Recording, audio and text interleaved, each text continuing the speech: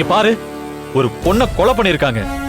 அதுவும் ரொம்ப ஈஸியா கொலை பண்ணிட்டு முடிஞ்சா என்ன கண்டுபிடிங்கன்ற மாதிரி எவனோ ஒருத்தன் ஒரு ஸ்லேட்ல சூளத்தை வரைஞ்சு வச்சுட்டு அதை அங்கேயே வச்சுட்டு தைரியமா யாரோ ஒருத்தன் சுத்திக்கிட்டு இருக்கான். பட் நீங்க யாருமே அதை நம்பாம அம்மன் தான் இப்படி ஒரு காரியத்தை பண்ணிருக்குன்னு அப்படின்னு பேசிட்டு இருக்கீங்களே, எனக்கு எனக்கு ஒண்ணுமே புரியல. சின்னையா, கௌரி தான் இந்த பூஜையில தெளிவா காட்டா. இங்க பாரு Durga, I am sorry to say this, எனக்கு இதெல்லாம் சுத்தமா நம்பிக்கை இல்ல. துர்கா, என்னால ஒரு விஷயம் மட்டும் உறுதியா சொல்ல முடியும். யாரோ ஒருத்தன் அம்மனோட பேரை யூஸ் பண்ணி இந்த வேலையெல்லாம் பார்த்துட்டு இருக்கான். I am very clear about it.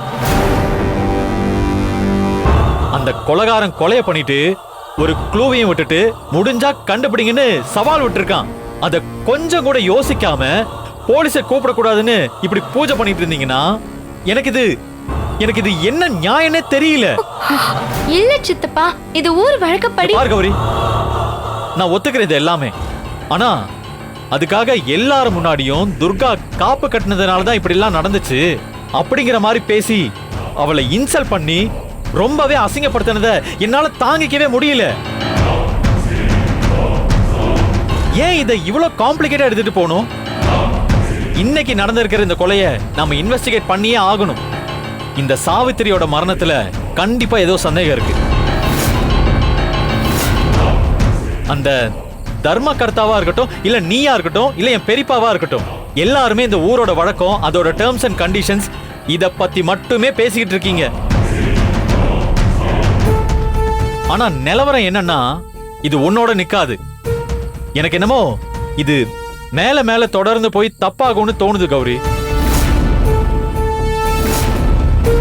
அந்த பொண்ணை கொலை பண்ணவன் இருக்கான்ல, அவன் மஞ்சள் வச்சு குங்குமம் வச்சு குளத்துல தூக்கி போட்டிருக்கான். அதுவும் இல்லாம கழுத்துல வேற தடயம் இருக்கு. இந்த நிலைய வச்சு பார்க்கும்போது நிச்சயமா இது கொலைதான்னு என்னால உறுதியா சொல்ல முடியும். இது யார் பண்ணிருப்பாங்க, இத என்ன பர்பஸ்க்காக பண்ணிருப்பாங்க, அப்படி பண்ணவங்களோட பேக்ரவுண்ட் என்ன, இது எல்லாத்தையுமே நம்ம கண்டுபிடிச்சே ஆகணும்.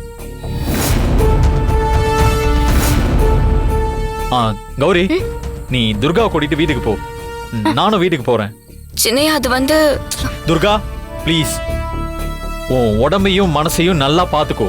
நீ தேவையில்லாம கண்ணதையும் போட்டு குழப்பிக்காத.